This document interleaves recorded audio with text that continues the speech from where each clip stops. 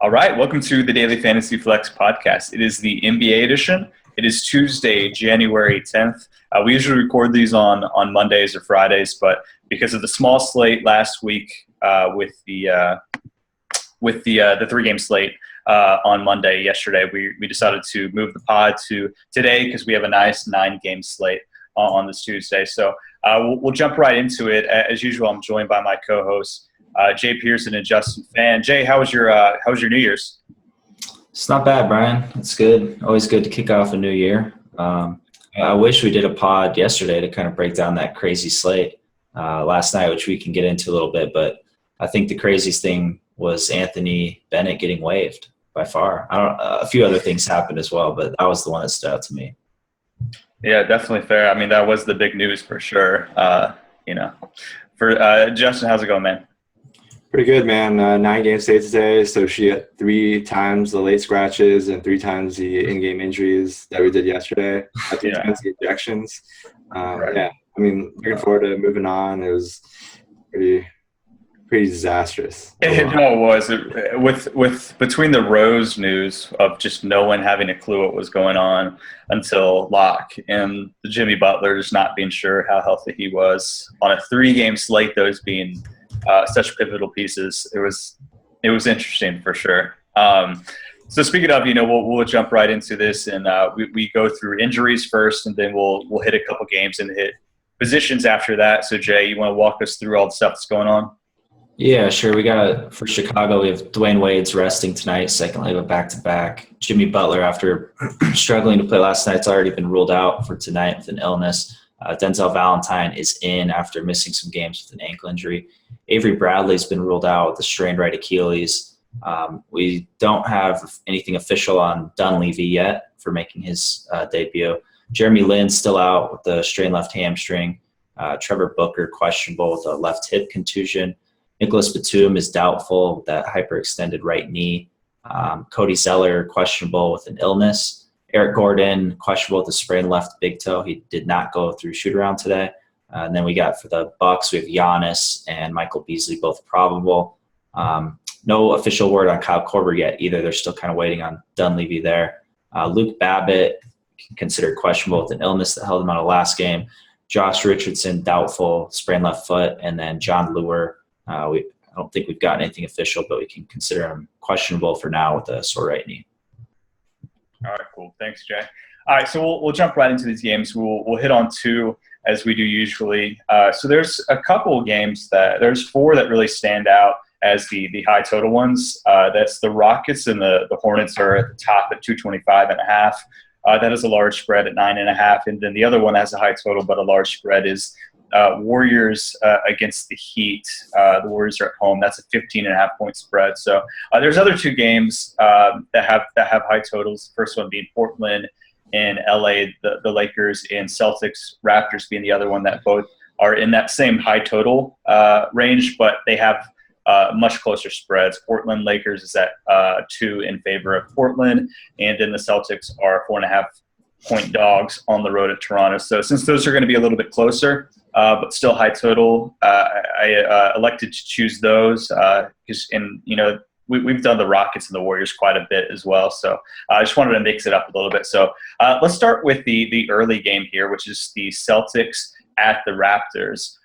Justin, I'm curious your thoughts on this game. The Celtics are always sort of interesting with all their moving parts of, really trying to figure out where to find value. Some of these guys like Crowder play a lot of minutes, but just, have really narrow range of outcomes. I think of all the teams, the Celtics might just have the players with the most narrow range of outcomes. Like, you just know what's going to happen with them.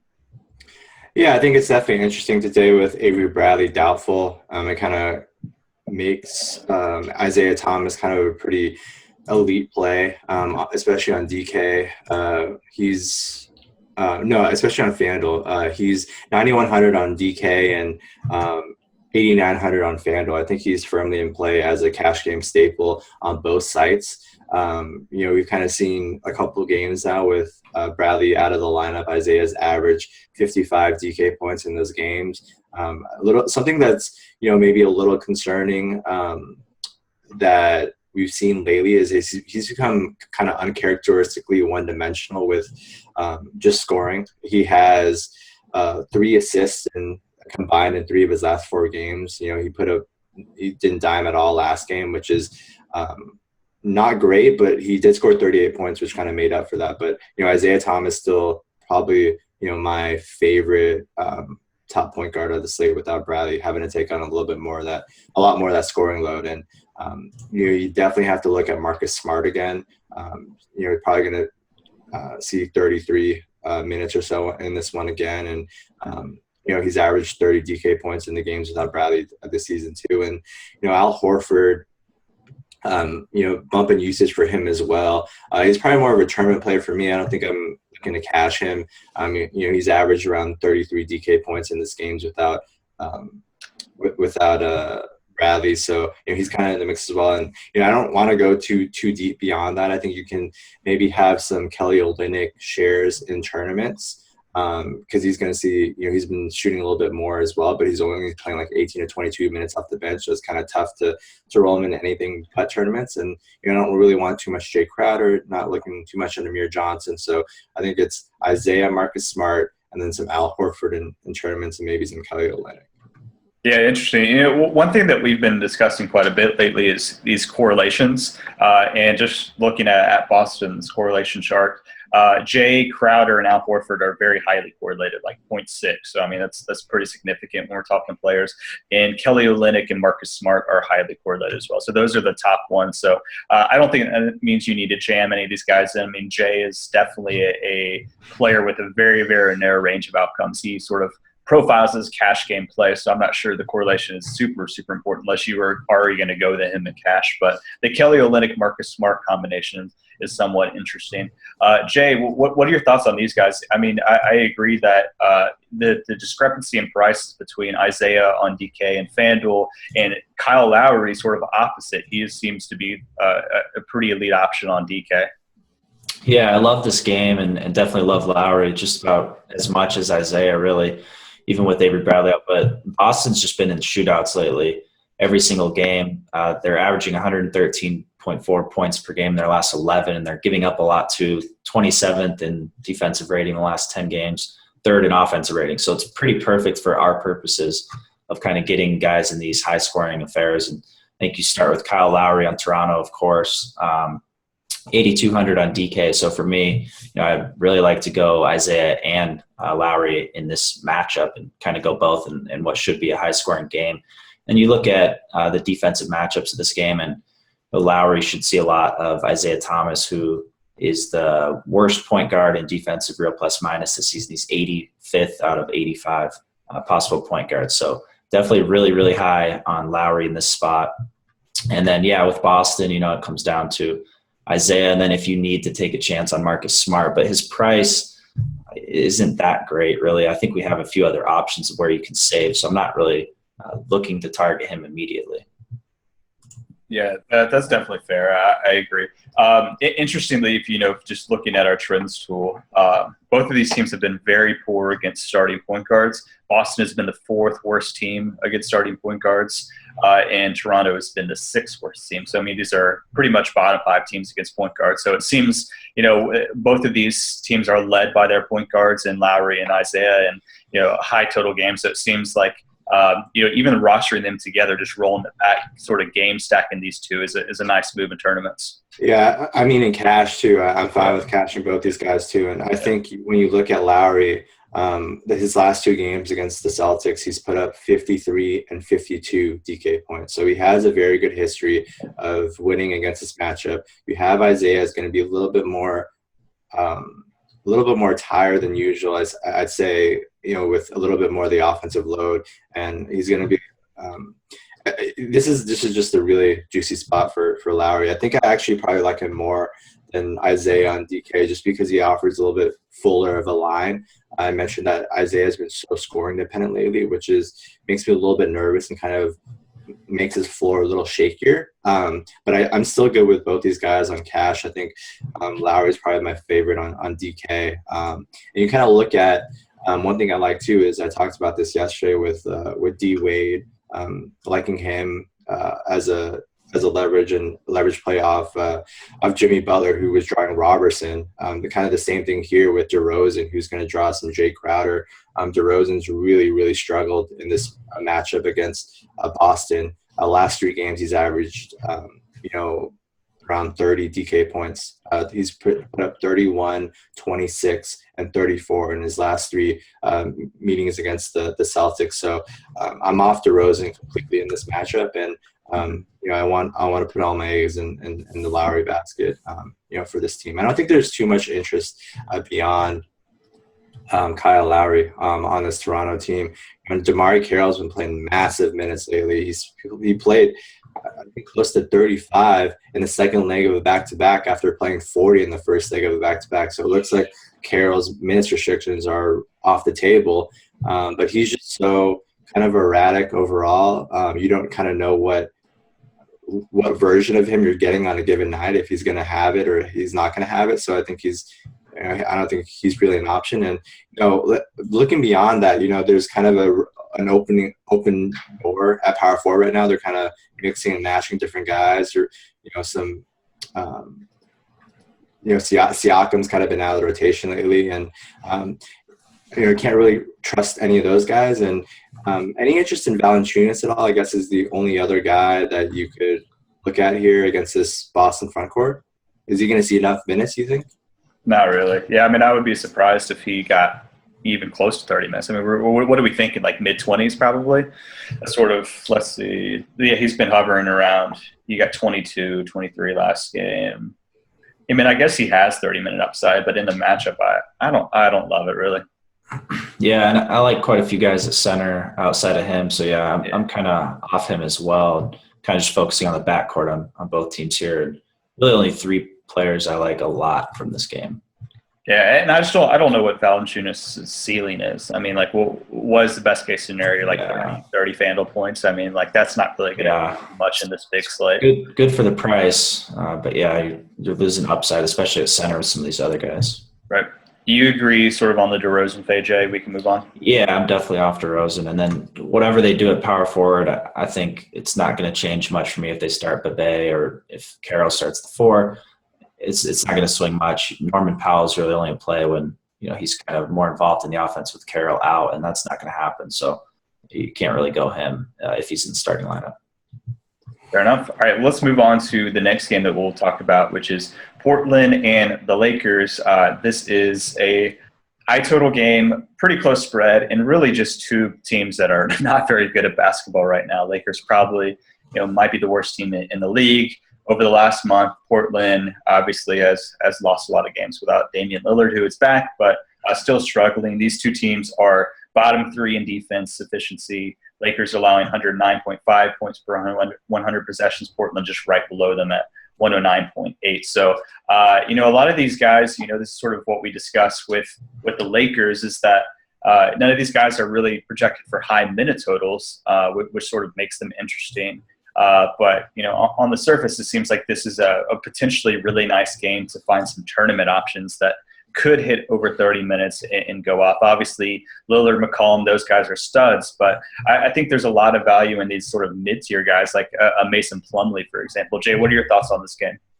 I love Plumlee tonight quite a bit at 6.74 plus 6.74 plus minus on DK in his last 10 games.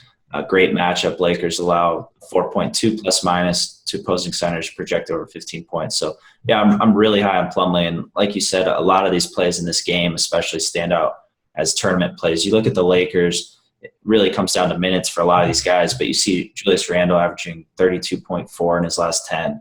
D'Angelo Russell, 30.4. This is kind of the 2 guys I start. I will say Portland has gotten better defensively with Aminu back. But, I think at Randall's price on FanDuel and the way he's been contributing in multiple categories, he's still a really solid play. So he's my favorite play in the Lakers. And then, yeah, you just have a ton of tournament guys. Lillard, I think, profiles a tournament play. We kind of just got the 2. If you're spending up at point guard, we got the 2 cash plays out of the way in Lowry and Isaiah. So Lillard's a nice pivot there with a really juicy matchup.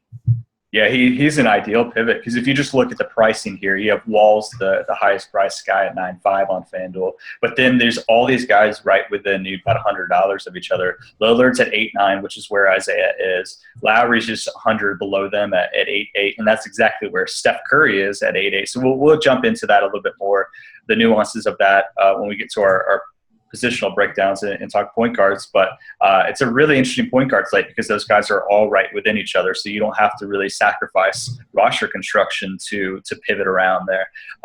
So Justin, what are your thoughts on this? Do you agree with the Plumlee love here? Yeah, I'm good with Plumlee on this this matchup. I don't think I'm going to have much. I don't know this. I mean, we saw this game pop off for 127. They played, I think, like 5 days ago, and CJ put up 45 DK points, and Dame put up 45 too. And given that, I still don't think a lot of these guys are going to end up on my rosters, to be honest. We talked about like some other point guard options that I like a lot more. Dame's still in the mix, but CJ, I don't think I'll end up with a lot of him. Determined only for me. I think this is kind of a slate where there's a lot of cheap shooting guard options that are kind of popping up at the top. Jeremy Lamb and Tim Hardaway kind of mine as guys I'm looking to start. Alan Crabb is also interesting, I think, as well. In this spot, and I'm kind of looking at this game to start with Julius Randle. He's kind of proven that he's matchup proof, and obviously gets a fantastic spot here. Randall's kind of the guy for me. Randall and Plumlee. I'm kind of looking in that mid range to start this game. Yeah, Randall's really nice. He's been playing really well lately. He's priced up a little bit at 7.2. So, and again, all these guys are hovering around 30 minutes. You're not going to get the upside of a Lowry or Isaiah that's going to potentially go up to 36, 38. So definitely takes him out of cash game play for sure, but. Definitely interesting in tournaments. Jay, if I told you Alan Crabb was going to score 25 real-life points, how many FanDuel points would you predict him for? 22. That's the whole thing with Crabb. He just doesn't contribute enough in other categories. I know he's been hot lately and playing big minutes, but on this slate, I'm not going to cash him. We have enough guys like Jeremy Lamb I feel a lot safer about. So I'm not going to cash Crabb, and then just the recency bias and the downside, I'm not going to be too high on him in tournaments. So I'm pretty off Crabb today. McCollum's definitely the guy who I like a lot in tournaments for sure, especially because we have these cheap options at shooting guard that most people are going to go. So you could see some decreased ownership in a great matchup.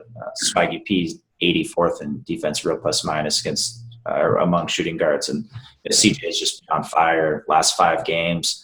35% usage rate, 63% true shooting percentage. So I definitely want to ride that for a little longer. I think that it's a really good spot to take advantage because without Damian Lillard, CJ obviously just crushed. I mean, he saw a big increase in usage rate, which increases price. So that when Lillard came back, the natural play is to fade McCollum until his salary went back down to where it should be with both of them on the floor. But McCollum is still seeing a really high usage rate, and really everything's just been running through those two guys. So while people are still fading McCollum because of the high price point, it's a really nice spot to jump on him and on low ownership. Before we move on, one guy that I think is also interesting in tournaments is D'Angelo Russell. I mean, obviously Lillard, not a good defender. And D'Angelo's been playing really well lately. Should get 30 minutes. You guys good for pivoting down from these elite point guards at the top and getting some D'Angelo in some tournaments at low ownership? Yeah, definitely. I've liked D'Angelo a lot the past couple of weeks. He's been underpriced a bit and getting near 40 on DK. So yeah, he's certainly up there. It's just kind of the tournament play because we have these for sure cash plays that are a little bit more. Okay, sounds good. Well, let's move on to our positions, and we'll start with point guard again here. So we'll start at the top because there are a lot of interesting guys in the middle this mid-range here for point guards, particularly like the George Hill is, I think, still really underpriced. Dragic is someone interesting against Golden State on the road at his low price point. But let's start at the top here because we got Wall at 9.5 against Chicago. And like I mentioned, all these guys are just within $100 of each other, which makes it really interesting tournament. So, Justin, I'll kick to you first. We talked about Isaiah and Lowry, but among those other three guys, Wall, Lillard, Steph, what are your thoughts on them and sort of how would you rank them as far as the exposure you want to them in tournaments? I probably rank Lillard at the top there. The concern with Wall is just the blowout factor. This line's been moving pretty quickly. I think it's at 11 right now for the Wizards. Let me check that right now. Yeah, it's at 11. I think it opened at 10 late last night after all the injuries and rest were announced for the Bulls. So I'm a little worried on that respect. That game can definitely blow out with the Bulls being shorthanded. So Lillard's kind of the top point guard option outside Lowry and Isaiah Thomas for me. That's fair. Jay, do you agree with those? And what are your thoughts on Steph in this high spread game? Yeah, Lillard's probably up there just to get a piece of that game for sure that we like. But yeah, Steph, absolutely. I've been hating on him before this last 3-game stretch, but his last 3 games, he has a 34.5% usage rate. So, it's obviously clicking for him. And I think his price is still a little low. So I don't mind having tournament exposure to him. The big problem there is the blowout, of course, kind of similar to Wall, in that you're looking at games that, against the Heat at home, a team that's I think only has 11 wins this season. It should get out of hand, but that's why you kind of just consider him in tournaments. And then I still like Reggie Jackson a lot, 27.5% usage rate, last 10 games, playing really well. Confidence is up. So I think for him, at his price, he's still a guy I'm looking at. Yeah, you got Dennis Schroeder too against Brooklyn, a really juicy spot as well. I kind of like that a lot. I think the matchup there is better than Reggie Jackson's against the Kings, and so I might like Schroeder a little bit more than Reggie. They're kind of in that next tier though. What if you throw Dragic and Hill in there? Both guys who are in the 6 range. Dragic is right at 6'9" on FanDuel. Hill, you get a little bit of a discount at 6'5", but a nice matchup against Kyrie here, high opponent plus minus. Utah is obviously much better with Hill in the lineup, so some upside there as far as the game. Yeah, Georgie's been great, man. I think he's been consistently slept on. Obviously, dudded last game against Mike Conley and the Grizzlies, predictably on the road. I think this is kind of a get-right spot for George Hill, and he's always kind of consistently overlooked. And people have been – I don't think they've been quite aware of how great he's been throughout the season. He's kind of been, 35-plus FanDuel points pretty much every game. He has the occasional dud and the occasional injury here and there, but he's been extremely consistent. So I don't mind the spot at all for Georgie. And I wouldn't throw Dragic kind of in that mix. I don't think I'm on him too much, especially with this with the way this game can end blow out. Okay. Well, what are your thoughts on these Chicago guys? MCW and Jarian with all these injuries. Any interest in either of those guys, Jay, in some tournaments? I always have interest in MC Dub. This is a guy who has the capability to put up a pretty big line with assists and steals. And we have such a small sample size with Wade and Butler out of the lineup. The problem here is that I think Rondo will get back into the mix. Hoiberg said he's considering playing him tonight. So we have Denzel Valentine back as well. So it's definitely an interesting situation with Jaren Grant as well. So it's not easy to project what these guys are going to do. But I think out of all of them, MC Dub's the guy I want to take a few tournament shares of.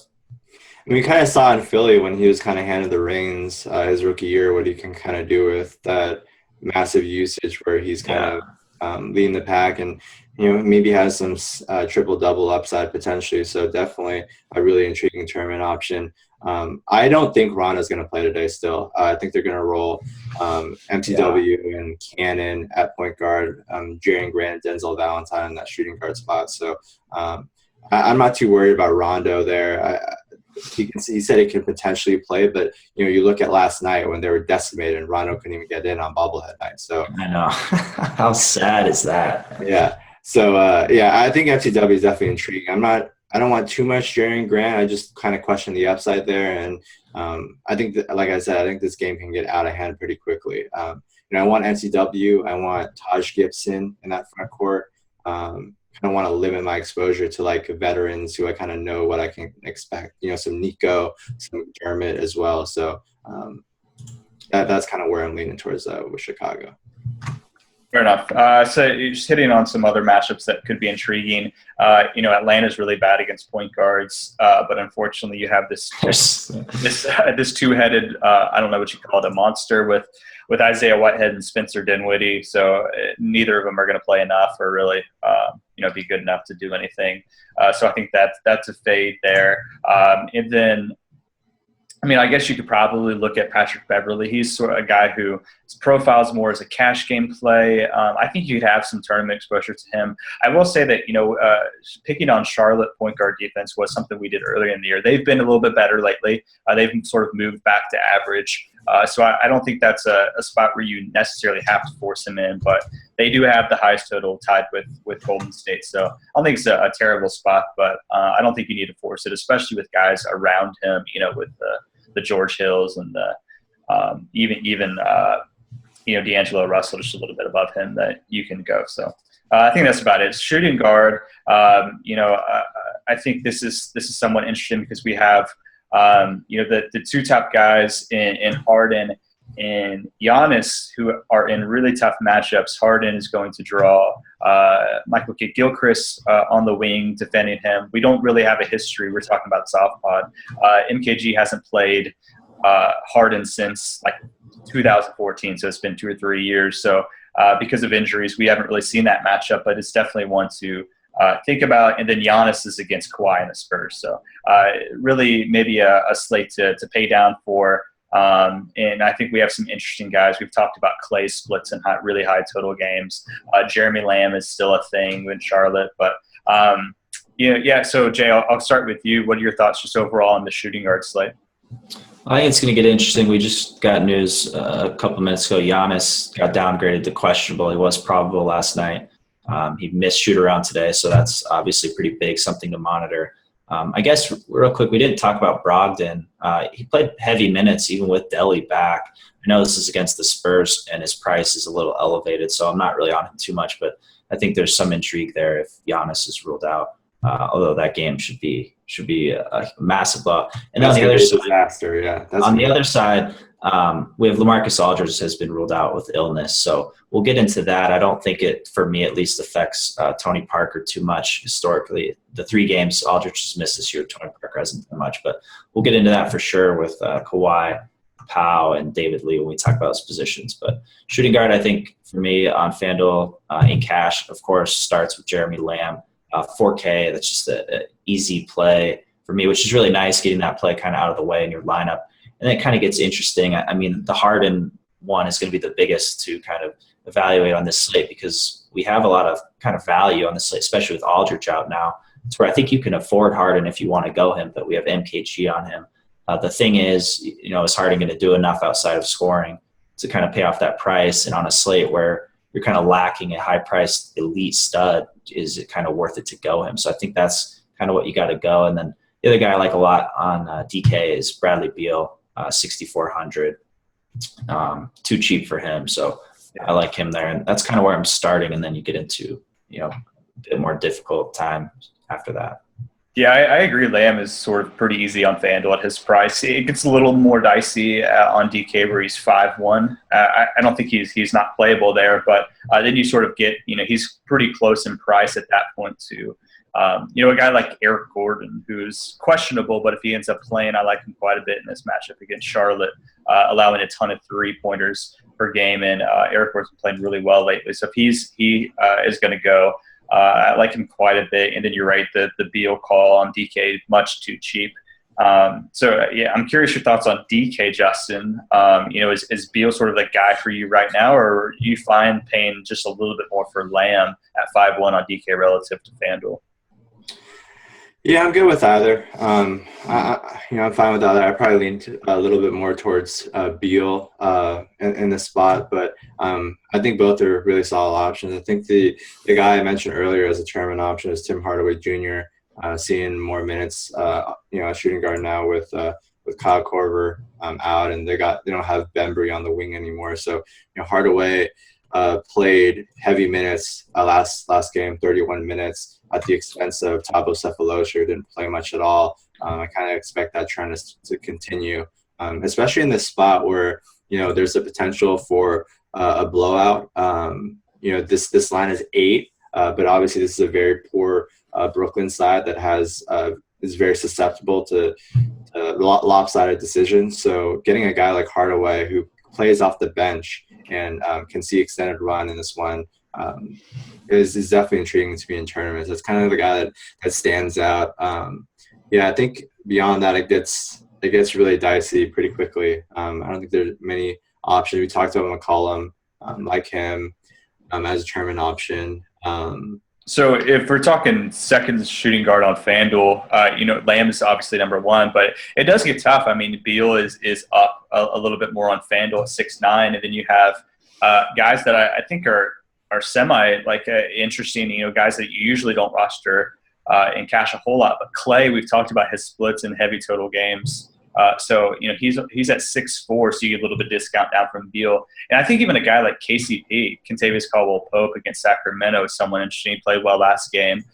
Is going to obviously get a lot of minutes. So with how ugly shooting guard is with Giannis and Harden, all this stuff, I don't hate that play that much. Jay, what are your thoughts on number 2 guy? Yeah, it's going to be tough. I also don't mind KCP. I think he's solid.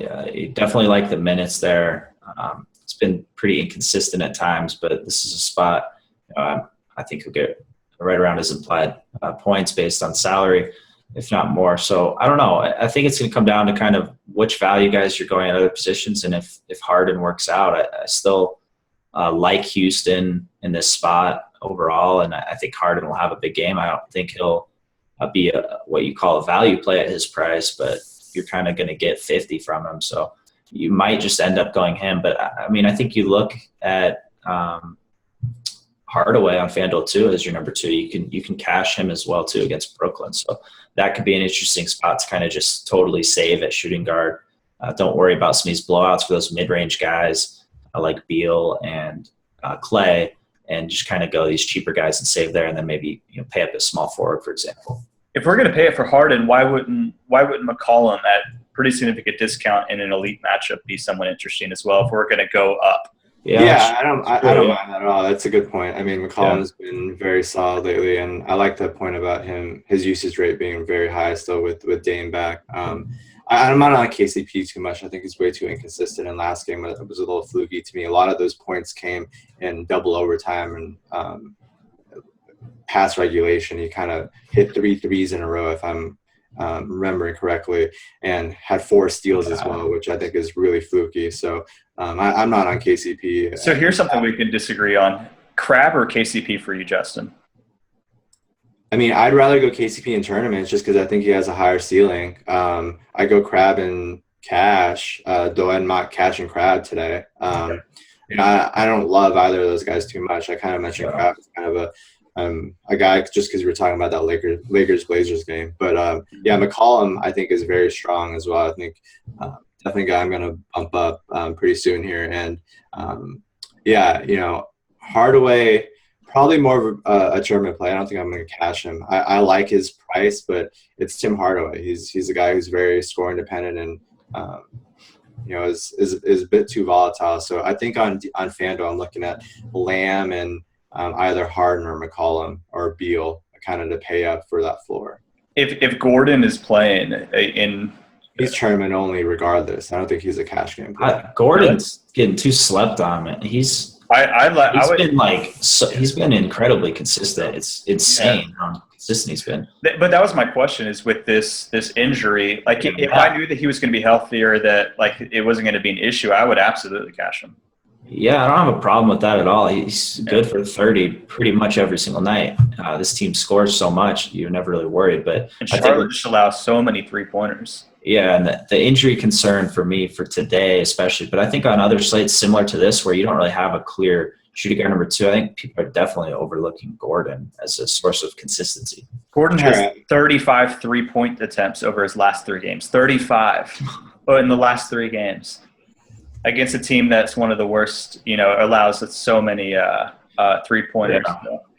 Yeah. If he plays, I like that quite a bit at his price. I mean, he's $1,000 cheaper than like Beal on FanDuel. Right. You're gonna cash him with that sprained toe, even. But that was my question. Is like, well, that's my point. I would say I don't know. I think that's a little risky. Yeah, that's the question. Yeah, today it's definitely risky, but yeah, no injury. Gordon at 59 on a slate where you don't have a clear shooting guard number 2. I think just in the future, take a look at Gordon. For sure. All right, let's move on to small forward. I think one of the more interesting things. So again, we sort of have a lot of guys that are in tough matchups. LeBron is up here, but he's going against Utah, which is one of the best 2 or 3 defenses in the league, if not the best defense in the league.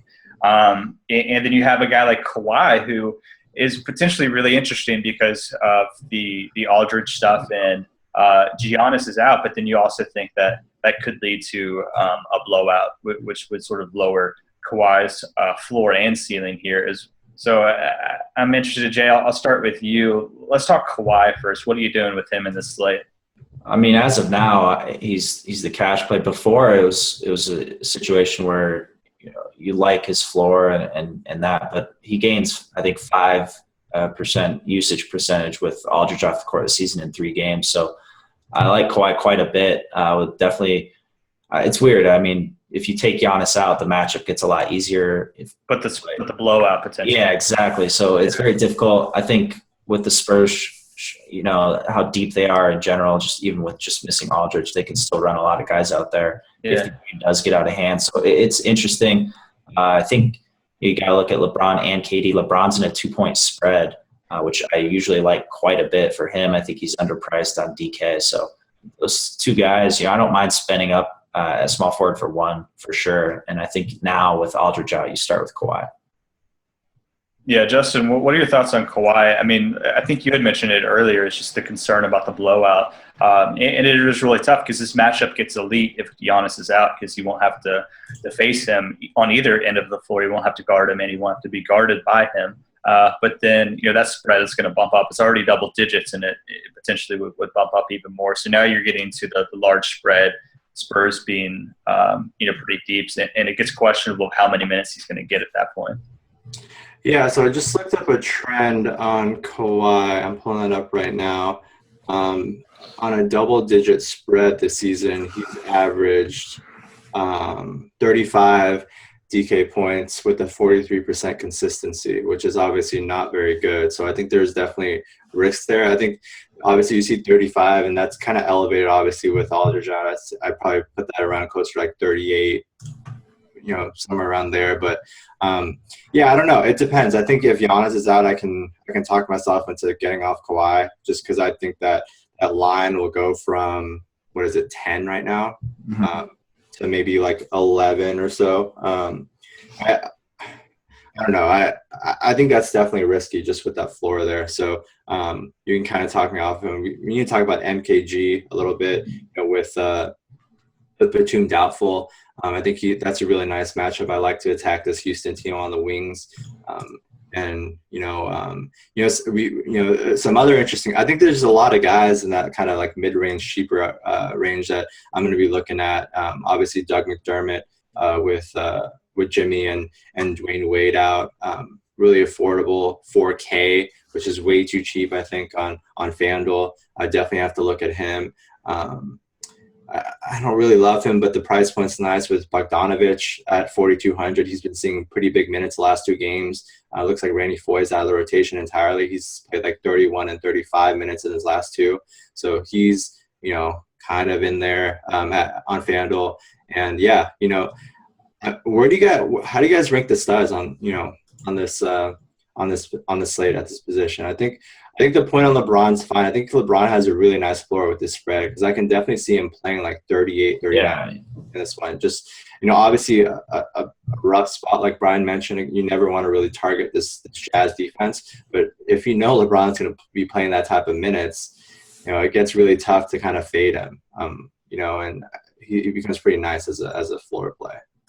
Yeah, I ran a trend in LeBron in games this year. He's had 11 games where he's had a negative opponent plus minus, and he's put up a plus 4.8 FanDuel plus minus there. So, and he's hit consistency. He's hit salary-based expectation about 75% of those games. So, I think he definitely has a safe floor that you can roll with him. Obviously, not a great matchup, but it's LeBron. I don't think that's super worrisome. So I think I prefer LeBron. Like if salary's not an issue, obviously Kawhi's quite a bit cheaper than him. Especially on like DK where Kawhi's down to 7.9.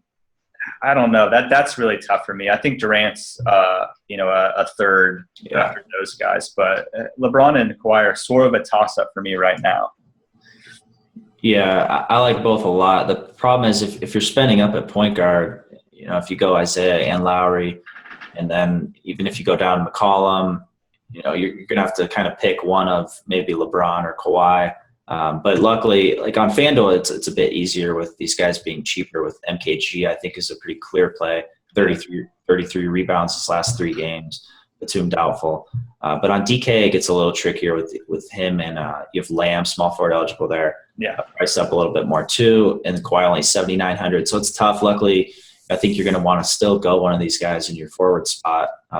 Ideally, I think you go LeBron is underpriced and Kawhi is underpriced, but DK is already tough as it is to kind of save. So that's not too realistic if you're spending a bit point guard. Nico, I think, is in a bounce back spot. Like you mentioned, McDermott's there as a value play.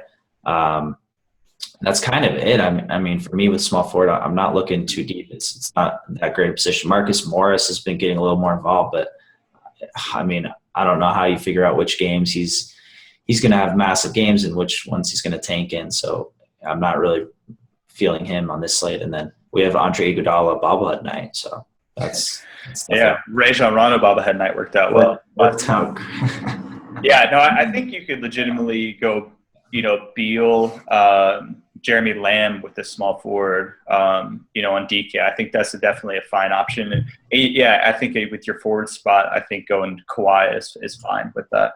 One guy, and then we can sort of transition into power forwards. One guy that is small forward, power forward eligibility, which has been really good, and I like in this matchup is Tobias.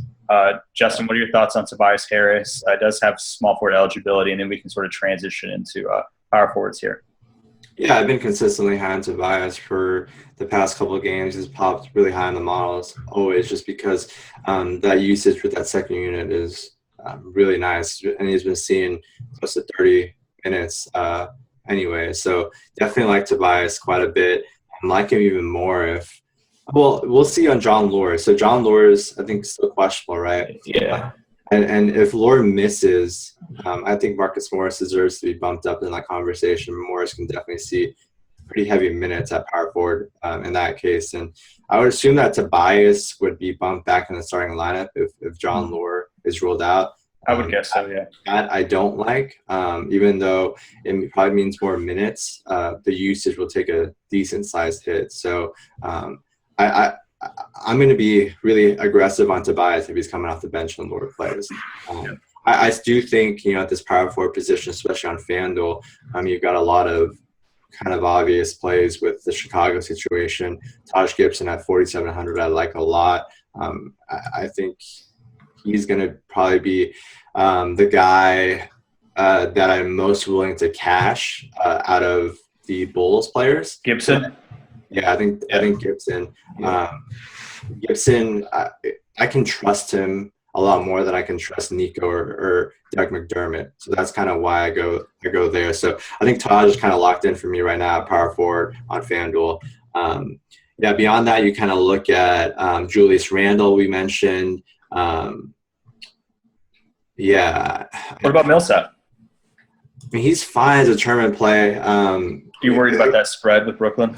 I am. Yeah. I definitely am. I think he's a great tournament option just because, this Brooklyn front court, and especially with Trevor Booker, who might miss this game too. So, yeah, Booker,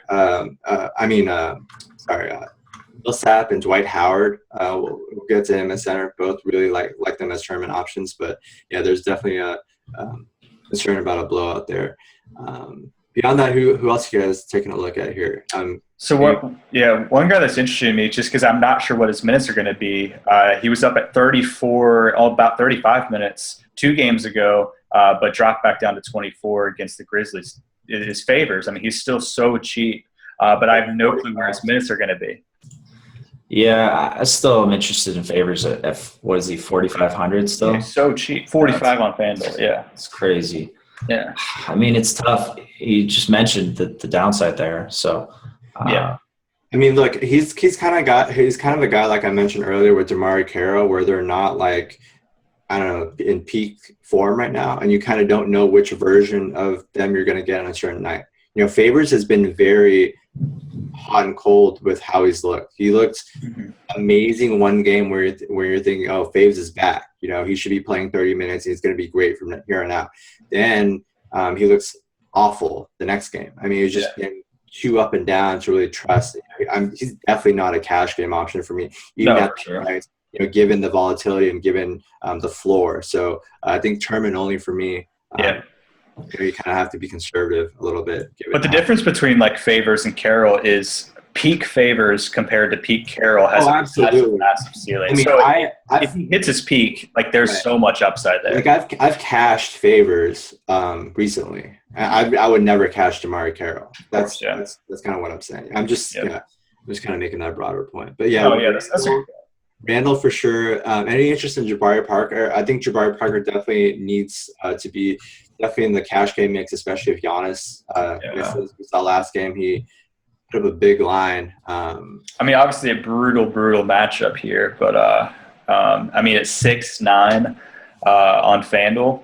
It's hard, especially if Giannis is out. I mean, is it that brutal? I mean, I understand that the Spurs are tough defensively, but he's going to be going up against David Lee probably. So like, I don't know. Yeah, if Giannis is out, I mean that's a massive playmaker, and you're going against arguably the best overall defense in the league, one of them. So I don't know. Yeah, but I'm interested for sure. Yeah, if that volume will be there. Do you think Kawhi takes Jabari at all if Giannis is out? Yeah, probably. Yeah. Actually, thinking about it. But either way, it's just. I mean, it's not like he's going to be going 1-on-1 against Lee the whole night. Especially. I mean, if that was the case, then we'd be all. But I would assume that Kawhi. I mean, Kawhi's defended bigger guys like Melo and Durant. I think Kawhi. That's a matchup against Jabari, even though Jabari's pretty big. Is not a matchup that Kawhi can't deal with. So. Yeah, for sure. But at 6'9", I think that that's a significant enough discount where it's fine. Yeah. I'm probably a lot higher on Millsap. I think I am too. Actually, I'm ready to go in on him against the Nets. They allow I'm fine Millsap in cash. I am too. I'm kind of looking that way.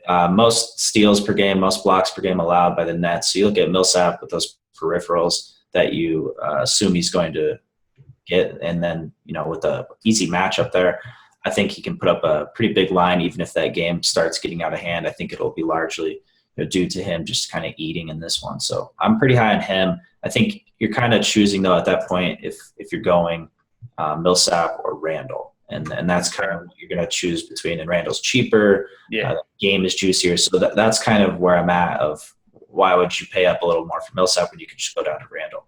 I think Taj is a very easy play. So that's your power forward number one. I think Millsap over Randall is easy on DK if you're going to do that. FanDuel is where a little bit trickier. But, I mean, power forward's interesting. We've always talked about power forward being the ugliest position in DFS this year, but it's legitimately, not bad today. I mean, we have Chicago guys. I like Tobias. Jay, you and I like Millsap quite a bit. Even Favors, I mean, I think we can agree that he's interesting in tournaments. If nothing else, Randall. Aminu is cheap on FanDuel. What are your guys' thoughts on, Draymond? It's the spread at the 15.5. I mean, he's like a cash play profile.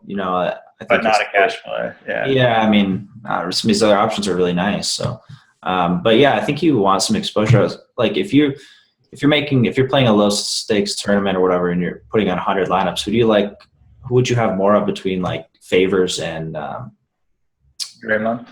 No. Nico Mirotic. Same price on FanDuel. Like who would like? I would go Favors. I think I go Favors because I got lower ownership. Yeah, and Favors like probably has the higher ceiling. Yeah, if you get the good Favors tonight. Yeah. I mean, he played well 2 games ago. Like it's like he struggled against Memphis, but that's why I think we might have some recency bias with Favors, just thinking, oh, he's back to struggling. When like maybe 2 games ago he was ramping up, feeling better, and then he just got a really, really tough Memphis defense. Right. Yeah. So either way, yeah, that's really cheap for him and Nico as well. But yeah, if you're doing tournaments, yeah, I think when you add in the ownership too, I think Favors gets appealing then. But sure. Yeah, I think it's in cash. It's pretty clear with Taj there. And then we got the power forward matchup to go ahead, Justin.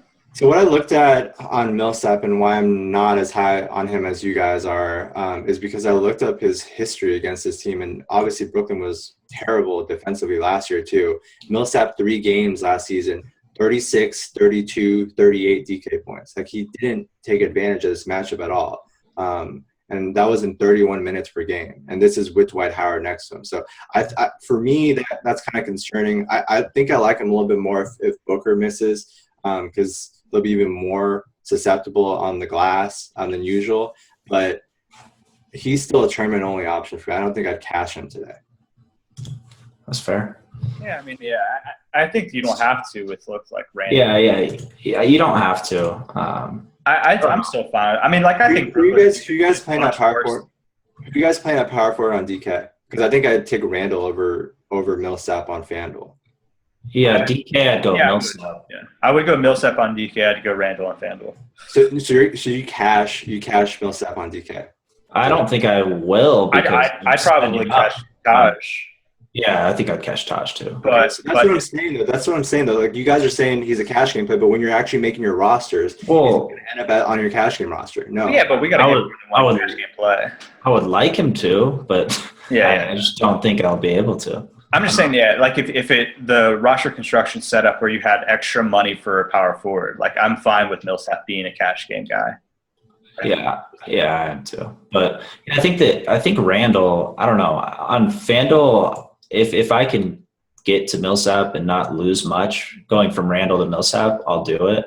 I think the big thing with Aminu is Portland might be overall pretty bad. They're 9th defense rating since Aminu returned, and they've allowed the lowest points per game in the paint compared to the 30 previous games with Aminu out a large chunk. They're dead last in defense rating and 21st in points per game allowed in the paint. Yeah, but we saw this game 5 days ago, and Aminu played that game, and Randall popped off for 37. So I think he's still really solid. He's solid for sure, but yeah, I mean, I think I still like Millsap a little more, but you're right. The way you're kind of making your lineups, it kind of doesn't look like Millsap will be in them. No Kevin Love? No, not against Utah. No way.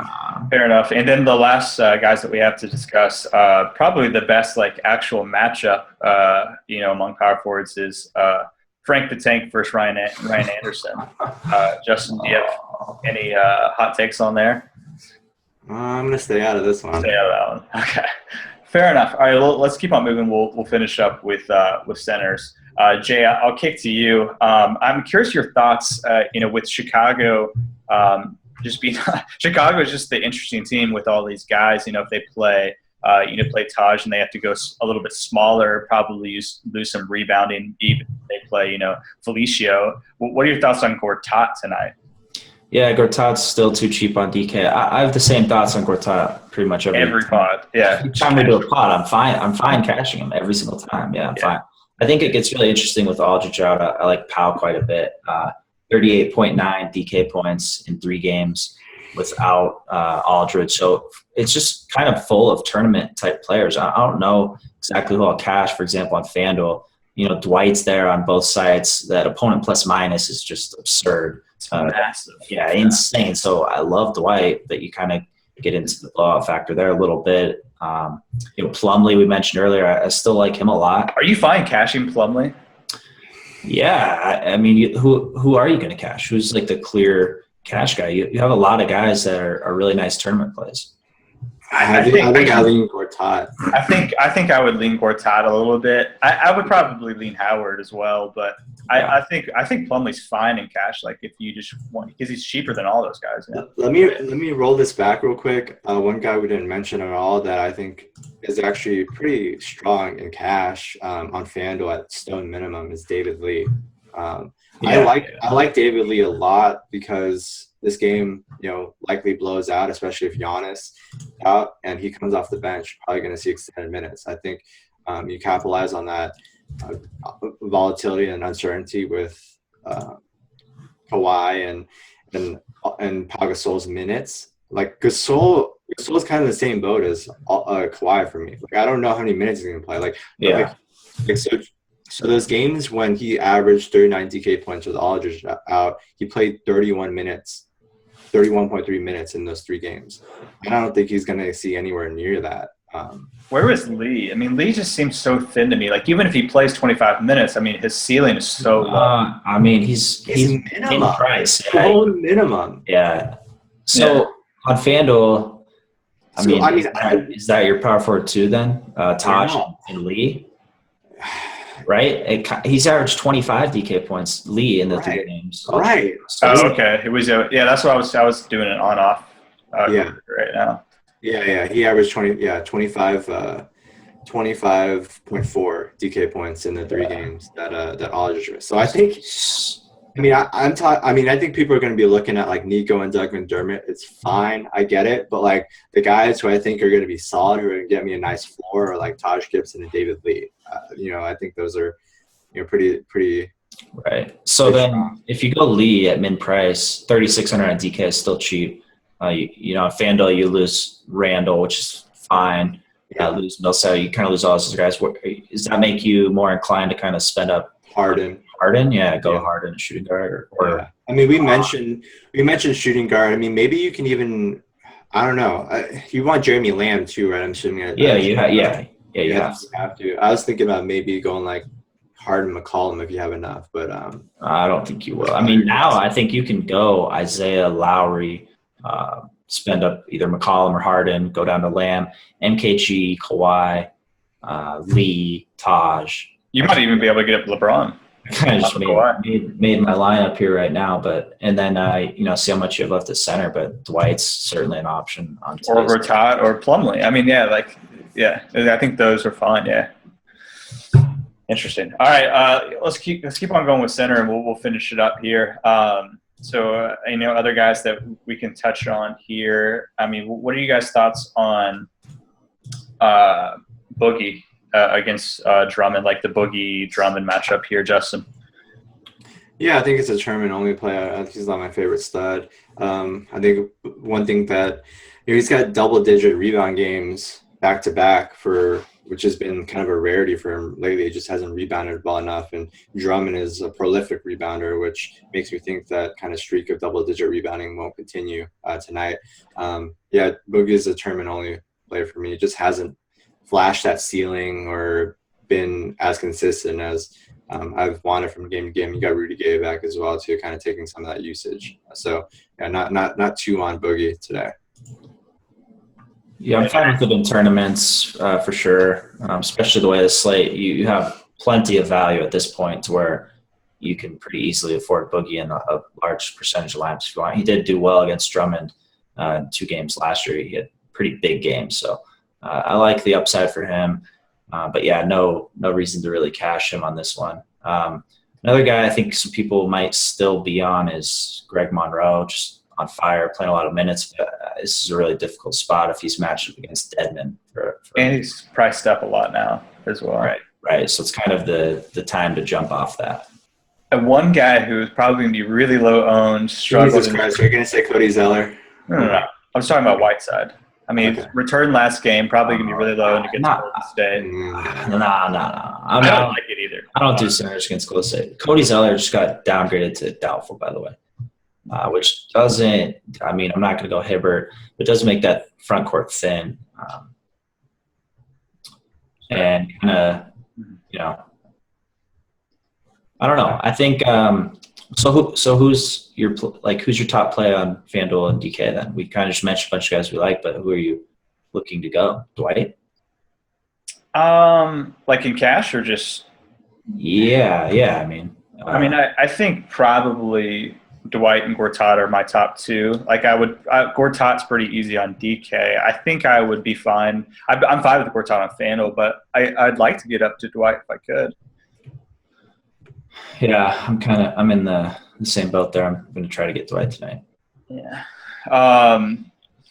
Just looking at other guys that people are going to be interested in. I mean, sort of the last guy that we could look at here is Gobert. Sort of been up and down. I guess Harrell, in this high total game, Montrezl Harrell. He's been up and down too. Okay for some tournament. I don't mind Harrell in some tournament. He shot 12 for 13 last game. We could see him get the start tonight instead of Nene. It's definitely a guy who might be a bit low owned in that juicy game. Yeah. Any other thoughts, Justin? No, I think Drummond. I definitely interested in him. He's been pretty phenomenal lately. A couple of 50 plus FanDuel point totals in there. I think I kind of prefer him as a tournament play on DK to Boogie. Is there a world out there in which Dedmon with the injuries becomes anything? Like if Powell gets reduced minutes, Lee, is there a world in which this happens? Well, I just think when you're looking at minute ranges, I think realistically, Dedmon, it's tougher for me to see him play 20 plus minutes. I think Dedmon's very productive on a permanent basis. I think he's kind of sneaky, but like on this slate, when you have so much value, especially in that front court with all these Bulls players, especially, I don't think you have to get that cute and look. I got it. I'd rather prefer his teammate David Lee, who's seeing more minutes with Aldridge out. Dedmon's more, a little bit thinner. No, it's definitely thin. I was just asking if there is like a situation in which like he becomes interesting. Like if Lee gets him fouled. Like is there, I don't know, something that happens that where all of a sudden Dedmon pops off. But probably a little too thin. Felicio? I mean, I'm sure you're going to get questions via Twitter about Felicio. I mean, he's fine. I think he's okay given his price. He's min-priced on both sites. We should see 20-ish minutes in this one in a likely blowout. So I don't have much respect for backup bigs on Washington. I don't think that's too imposing of a spot. So okay, but I think there's just you don't have to do it on any of your rosters. Yeah, no, I hear you. Yeah, I mean, like getting up to some of these other guys isn't like that hard on FanDuel. Yeah. All right. Any last thoughts, or we can end it there? Good to end it. I think it's a pretty good slate actually with some of this news coming down. Giannis is probably the big guy to pay attention to. I think it affects quite a bit with what you do with Kawhi and Cash, Lee, and kind of all the Spurs guys. For sure. Okay, we will end it there. Thank you guys for listening / watching as always, and dealing with the schedule this week with it being on Tuesday instead of Monday because of the slates. But we will be back Friday for our regular Friday pods and keep these regular. So thanks again. Good luck tonight. We'll talk to you in a couple of days. Thanks, guys. Yeah, good luck, guys.